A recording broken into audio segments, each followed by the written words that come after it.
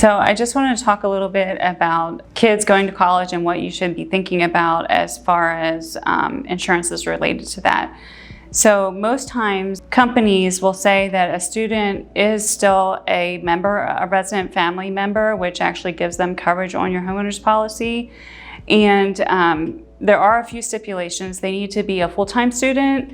They have to be under the age of 24. And you have to consider a little bit what schools consider full-time, because sometimes if kids take less credits, they're not considered full-time.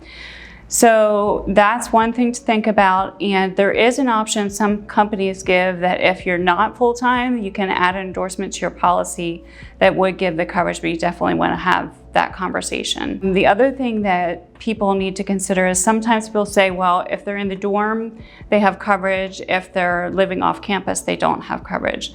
Well, if they're in the dorm, they do have 10% of the personal property coverage that's on the homeowner's policy automatically, and it'll cover them. But some companies say if they live off campus that they wouldn't have that coverage. But my niece actually is leaving for college. She got a house with a bunch of friends, and they said that they will cover her, even though she's off campus, if she hasn't changed her address, she comes home somewhat regularly, and she's not working full-time. So those were the stipulations that that specific company used.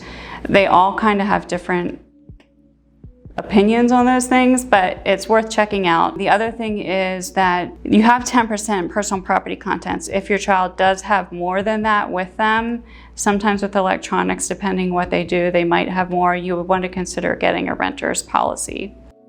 I'm Jen Buch from BCF Group.